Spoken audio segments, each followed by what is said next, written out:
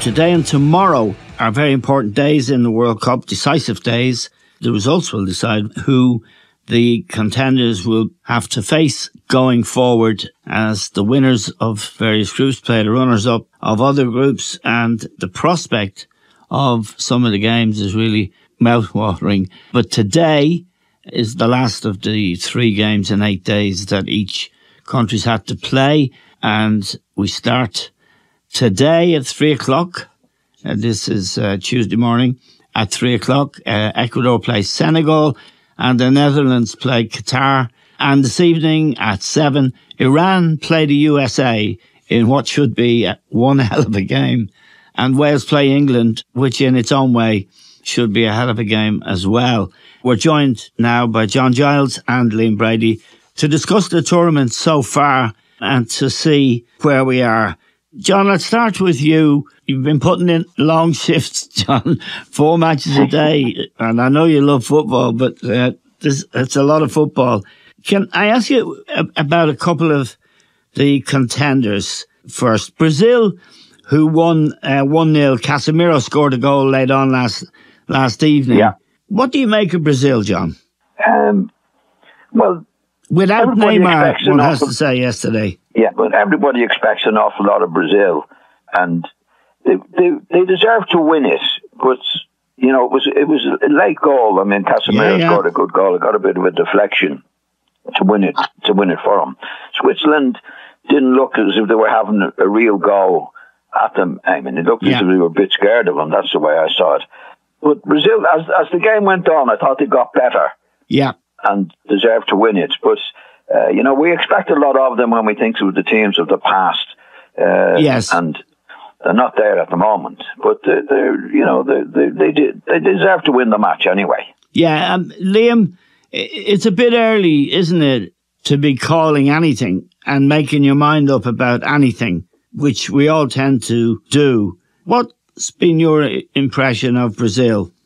I like them, Eamon. I think they have a lot of attacking variety. I think it showed last night when they brought the subs on, or yesterday afternoon when they brought the subs on, how they can change a game. They got a lot of variety. I was pleased to see Guimaraes get on the pitch. Yeah, he's from Newcastle, yeah.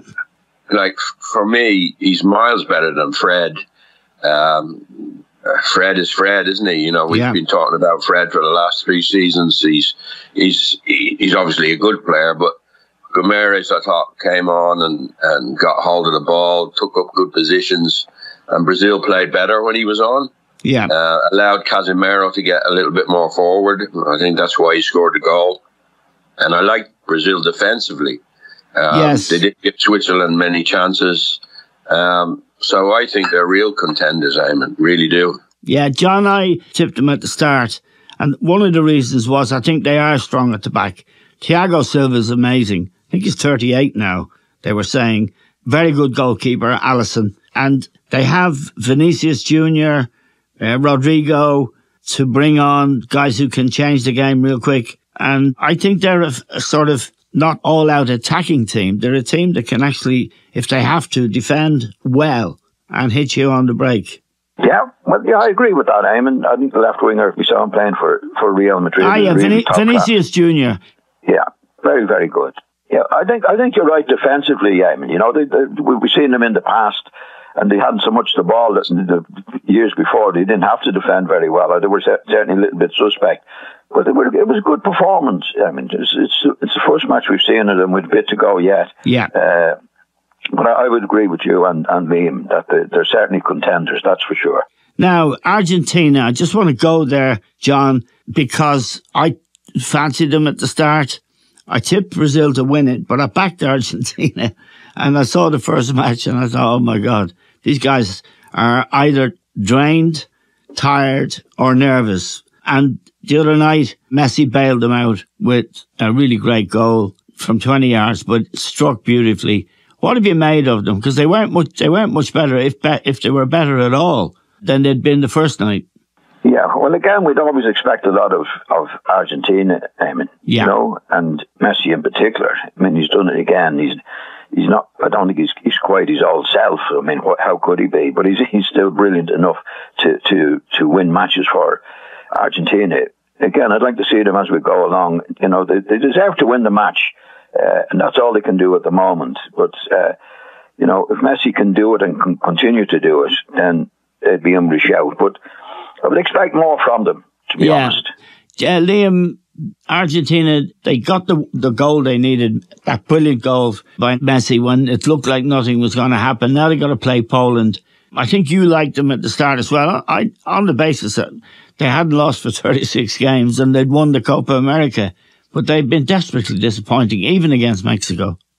Yes, Eamon, absolutely. They're carrying my money as well, and I'm not confident that they're going to go that far. They depend so much on Messi, who came up with a moment of brilliance, didn't he? Against Mexico. What a great goal that was, you know. And then they got another great goal with Fernandez scoring about 5 minutes from the end. I thought they looked good in the last 15, 20 minutes, Eamon, when they really went for the game, you know. Yeah. They had to go for it, having lost the first match against Saudi Arabia. But no, I wouldn't put them in the same category as Brazil or France. However, they could grow in the competition. So many times we've seen teams start badly and, you know, luckily get through, and they seem to grow in the competition. I liked them in the last 20 minutes. I have Rodrigo de Paul, Messi, obviously. I thought the subs made a difference. Martinez is very, very poor up front with Messi. They're very static. I think if they had a player up front who could run in behind, I think they'd be a lot better. And I wouldn't be surprised if Martinez loses his place for the last match. But no, not contenders for me. But it was great to see Messi contribute as he always does. You know, it was what a great goal, wasn't it? A phenomenal goal. And how emotional was he to score it? Because he knew he's carrying the weight of Argentina on his shoulders, really, isn't he? Yes, and of course the fact that Maradona won the World Cup for them is an issue when people talk about who was the best, Messi or Maradona. Yeah, but Maradona had some great players with him, Eamon. He sure did, Messi hasn't got that caliber of player with him. Now, John, a player I know we all admire and respect is Luka Modric, playing for Croatia. They've got to play Belgium in their last game, and they should be okay to top the group. He's an amazing player, isn't he, John? He's 37. And the work ethic, the quality, the brains, he's everything, isn't he? He's brilliant, Eamon. Yeah. You know, we've gone on about him now for a few years, and the older he gets, the better he seems to get, Eamon. You know, he's kept his fitness, which is amazing. Yes. And obviously, once he keeps his fitness, he'll get better and better as a player, because he's obviously a player that has learned a trade in a big way, and it keeps learning. As we know in football, you never stop learning. So he's been great. He is great, and hopefully he'll continue to be great, because he's a big player for them, huge player for them. Yeah, Liam, and of course he's been a big player and still is at Real Madrid. He's a very, very admirable person and player, isn't he? His character, you can see, and his leadership qualities, even on the pitch. And his age, you know, hasn't appeared in any way to impede him. No, he's the Peter Pan of great midfield players, Eamon. Just keeps going on and on and on. And the 2 games he's played in this World Cup, he's been inspirational to the Croatia team. You know, they look to him to lead all the time. They give him the ball. Everybody's trying to get him on the ball. He takes up great positions. You know, he's one of those players that always has time on the ball. You know, they say the great players always have time on the ball because they take up good positions, and then he hardly wastes a pass, you know. Yeah. Hardly, even when he's playing like difficult passes, they seem to get there, and he's a great player. I thought Kramaric was really good up front for them the other day. I wasn't too sure in the first game, but there's another team who could grow into the tournament. They're always there or thereabouts. They've got great pride. They defend well. They're tough. Yeah. I just think they might be a little bit too old, but they could go could go to the quarterfinals, Croatia. Yeah, well, they went to the final, in Russia 4 years ago. John, Belgium, they play Belgium tomorrow, Croatia. They need to get a point, I think, to top the group, maybe 2 or 3 rather, but I think it's 1. And Morocco are the other team in that group, actually. I think Croatia might need to beat Belgium because the Moroccans are coming on strong. Belgium are a shocking disappointment, aren't they?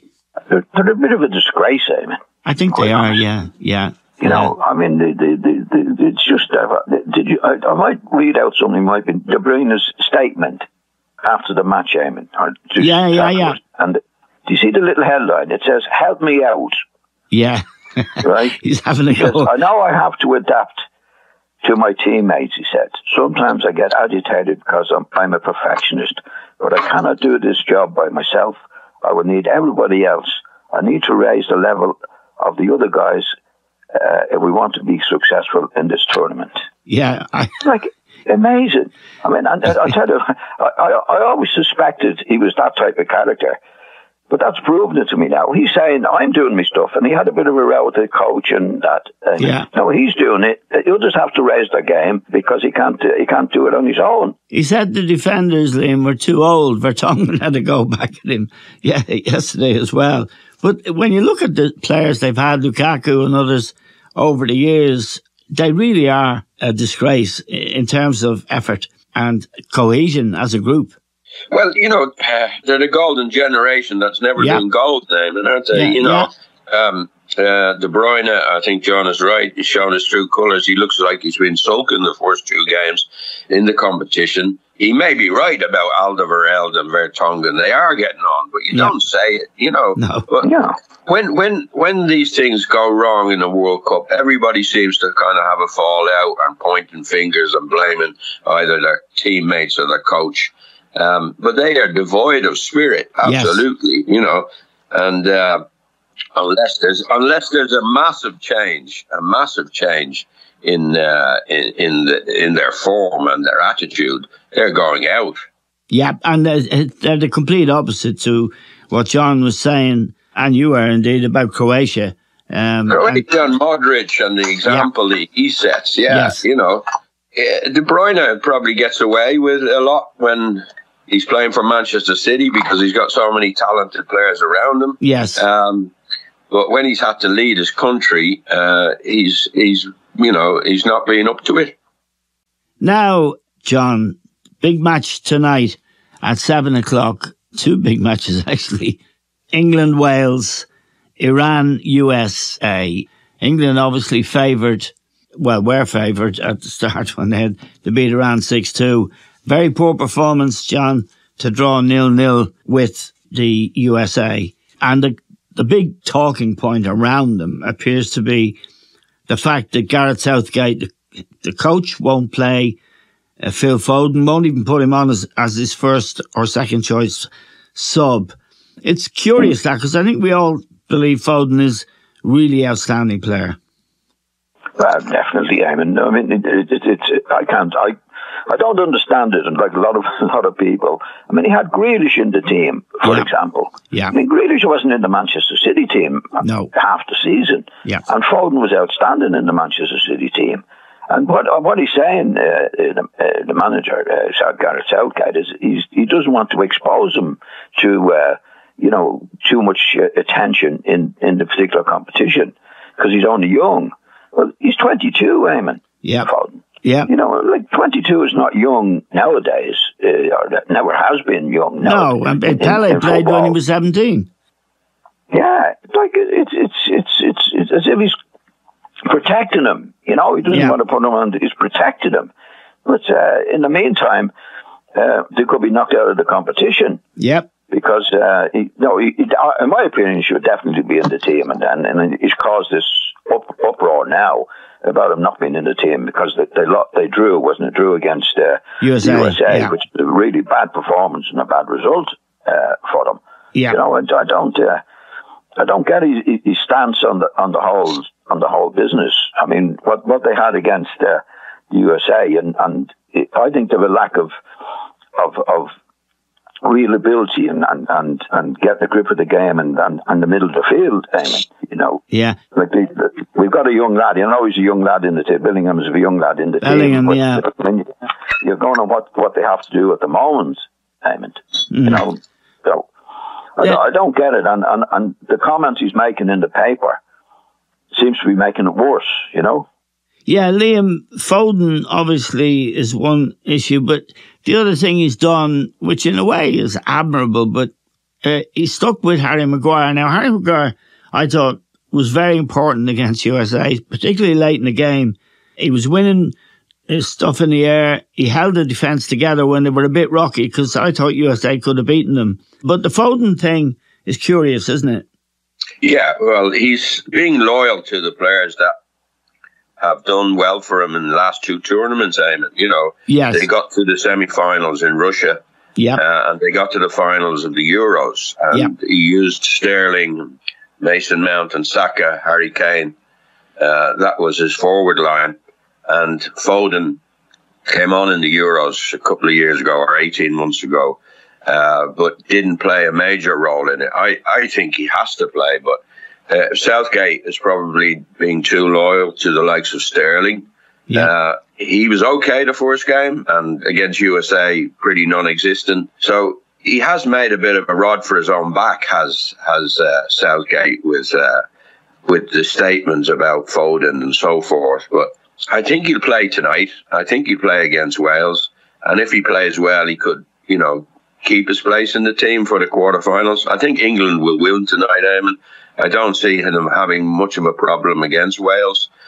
Harry Maguire, I don't think he's been tested in the way that Eames will test Harry Maguire. I think it suited him, the USA, because they were chasing to win, and he deals with things in the air. He's also very good at set pieces for England.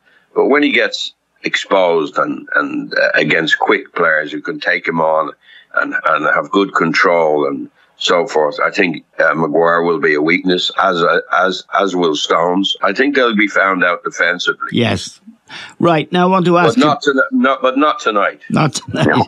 Well, you never know with these kind of derby games, but I basically, on all the evidence we have, Wales should be there for the taking, notably Gareth Bale and Aaron Ramsey, who are now seemingly well past their best. I want to ask both of you, John, I'll start with you, about a fascinating game the other night, Spain-Germany. The Germans had a terrible result, losing to Japan, and Spain had hammered Costa Rica 7-0. It was an interesting game. I love the Spanish attitude. I love Luis Enrique, their coach. They're full of it, but they didn't win. No, I think Germany got away with it, Eamon, to be honest. I think Spain should have gone, you know, I think they should have gone for the other goal in a big way. I think they were sitting on it a little bit and let Germany, but the sub came on and scored a good goal. But over the 90 minutes, I mean, I thought Spain were by far the better team and should have put it away, Eamon. Should have put it to bed and didn't do that. And Germany, like any team, they're capable of doing what they did, which was a bit of a shock, I think, to Spain in the end. But Spain looked good, really good. Yeah, Liam, you can say about the Germans is they keep going. They keep going, and it paid off. What do you make of Spain? I like them, Eamon. I'm a bit worried that they don't have enough up front to go and win the tournament. Yeah, Morata scored a goal the other night, which is... Yeah, he did score, but he doesn't convince me. He's not convincing. And I think if they haven't got a player in there who could get you 5 or 6 goals in the tournament, I think you're going to struggle to win it. And I don't think they have. But they're very good in midfield. Gavi and Pedri, they're 2 young kids, excellent players, great footballers.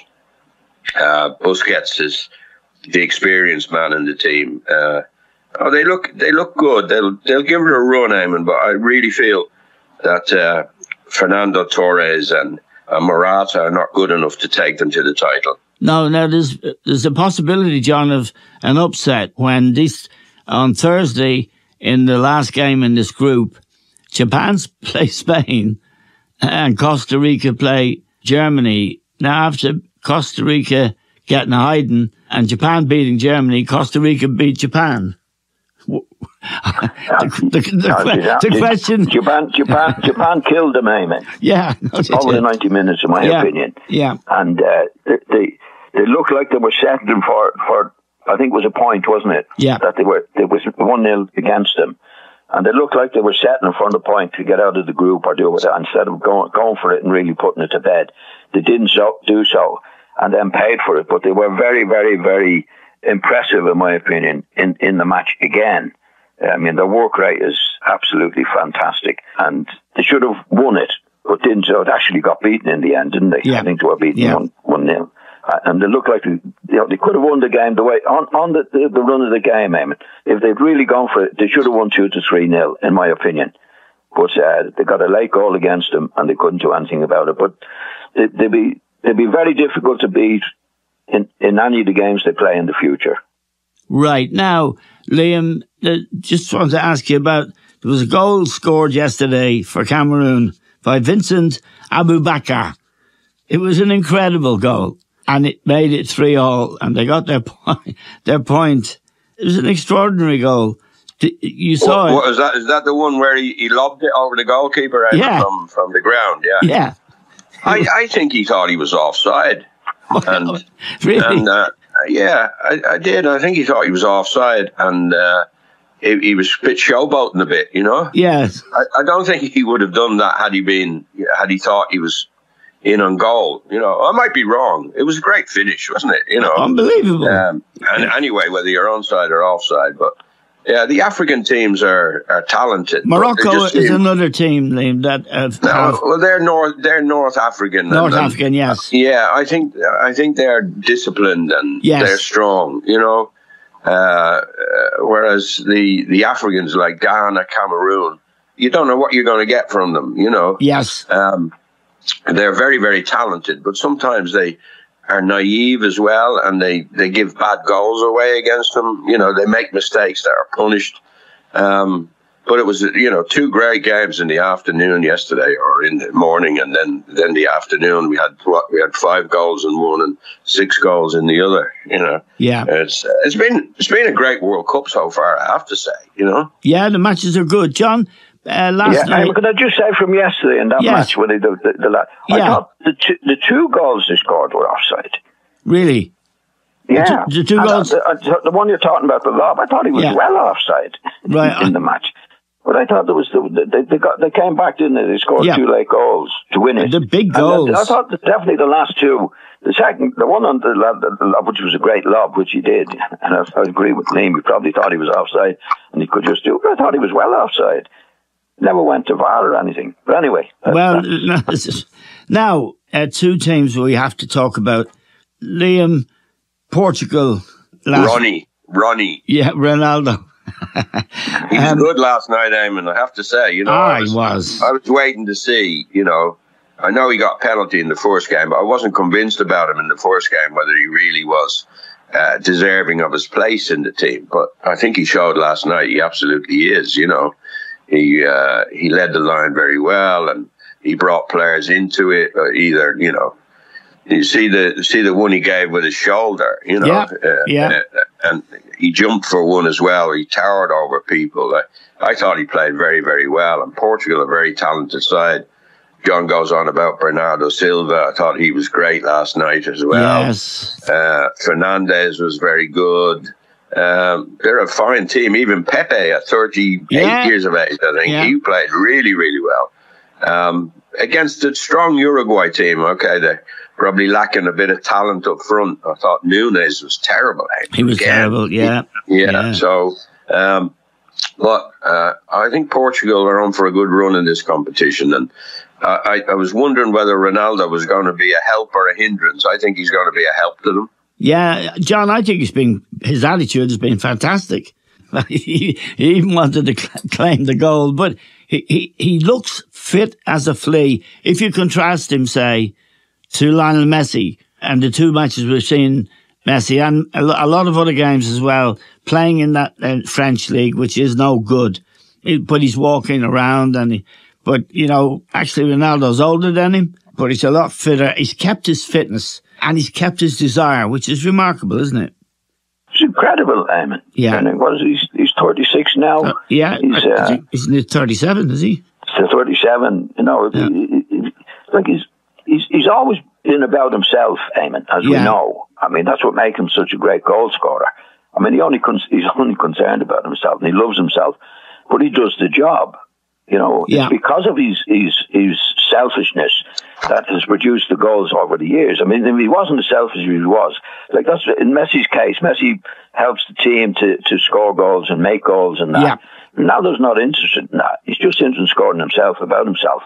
Yeah, just to say, Liam, that, you know, John says he's selfish, and I understand it. Like, a lot of strikers were selfish, but given all the hassle he's had at United, which would upset anyone really, the fact that they've thrown him out the door, that he hasn't played much football in the last couple of months, his condition and his appetite for that team is admirable. The other thing is, looking at them last night, I thought they could be real contenders.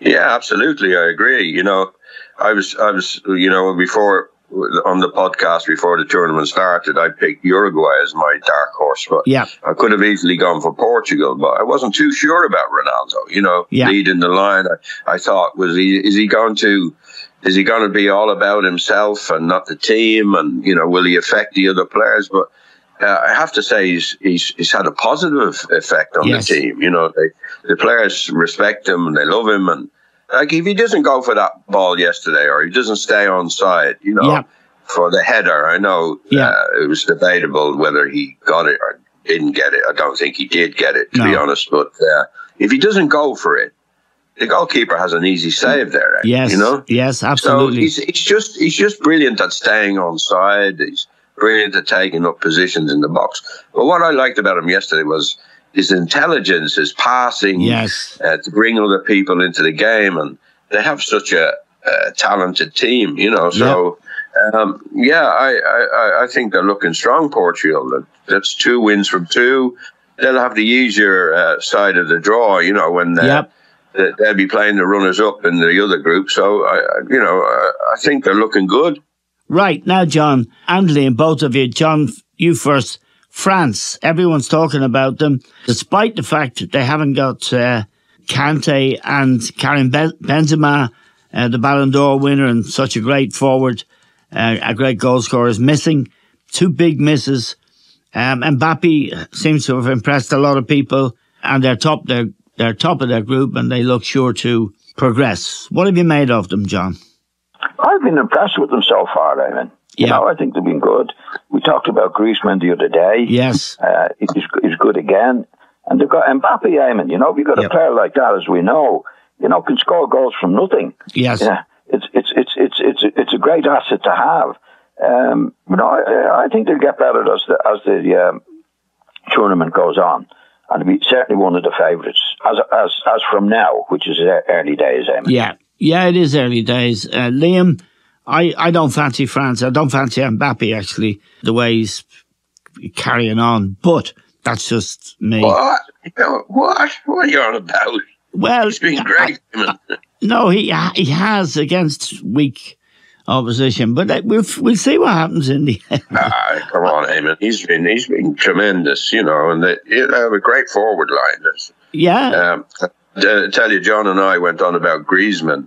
The last podcast, he was tremendous again against Denmark. He was, and I loved that. He made the goal, and you know, I think they're looking strong. I agree with John. I think they're real contenders. You know, I think Brazil and France are the best team so far. Yeah, France. Maybe throw Spain in the mix. They could meet Argentina, actually, if Argentina are runners-up in Group C. Well, they'll beat Argentina. Well, I hope they do, because I want to get out of that bet. And I said something in my newspaper, the Irish Daily Star, the other day about Argentina. If Argentina win it, my career is over. The point I want to make about Mbappe is this, that he's chosen to stay in a bad league. He has the final say on who the coach is, and he's got the Qataris who own PSG have given him all this stuff. And I put it to both of you. I put it to you first, John. I I think if he wanted to be a great player, this is just an opinion, that he would have gone off to play in Spain, to play in the Premier League. He needs to be playing in a proper league. I mean, the French league is so bad. They win it by 15 points every year or more. And he's hanging around with Neymar, who's a bad pro, and Messi, who's walking around the pitch. And I thought, if he was a real ambitious lad, I'm not saying he's a bad person, but if he was a real ambitious player, he would have gone to one of the great clubs. And then you've got your challenge every week. You have to develop and become a better and better player. He's 22 years of age and he's settled for the money. That's my prejudice against him. What do you think of that? And well, I wouldn't agree with you, Eamon. I mean, he's entitled to do what he wants, even as a young lad, as long as he's doing his training and doing his stuff, which he seems to do, which he seems to be doing. You know, there's a lot of great players played in situations that he's in, but now he's come to the big tournament and he's doing his stuff in it, Eamon, and I think he'll continue to do his stuff in it. That's what I do. I think I would agree with you if he was playing in a poor league, wasn't ambitious, but got to the big tournaments and then he fails because he's not playing against the top players. But this lad doesn't look like that, Eamon. Okay, in the Euros, he missed a penalty in the Euros that put them out of the competition. But I hear you, Liam. His earnings, never mind signing on fees and all that, he earns $1 million a week, which the Qataris pay him at PSG. I think he should have gone off and found one of the great clubs and played with great players. And I see quite a bit of the French league just to assess it, and it's awful. Well, it's comparable, I suppose, to Germany, isn't it, Eamon? Where you've only got one team. It's not as good as Germany. You've got one team there. Bayern Munich have won the league for the last 10 seasons. That's right. You know, so I think you're being a bit unfair to him. Not a bit. You're being very unfair to him. You know, right. He's 22. He has time to go and play for Real Madrid or Barcelona or Manchester United or Manchester City. You know, he's doing his stuff. I agree totally with John. His attitude is good. He's not conceited in any way. I don't think. I think he's an example to young kids how you've got to work hard. I think you're totally wrong, to be honest, Eamon. Yeah. So when I see the other side of the coin, from my perspective, I think, well, he's a Parisian. It's his hometown club. Why not? But that's another argument. Just final question, Liam, about news that broke overnight about Juventus. The whole board have had to resign, and there's all kinds of trouble related to alleged corruption. It must be a big shock for Juventus fans because they're such a huge club in Italy. Yeah, I saw that last night, but I haven't read the ins and outs of it. Yeah, no, I didn't expect you to. Illegal payments to the players, were they? Yeah. I haven't read the ins and outs either, but it was the big story this morning. Well, the Agnelli family have owned that club for over 100 years, you know, and it must be a terrible kind of state of affairs to have to resign en masse as a board, you know. Yes. I really don't know enough to comment about it. All I know is that it's a great club. I played for them for 2 years. It's a great club, but you know. Italy has always been the kind of place that these things can go on. Wait till they turn over the Premier League. Anyway, Liam and John, we're very grateful to both of you for this morning. Thank you both very much.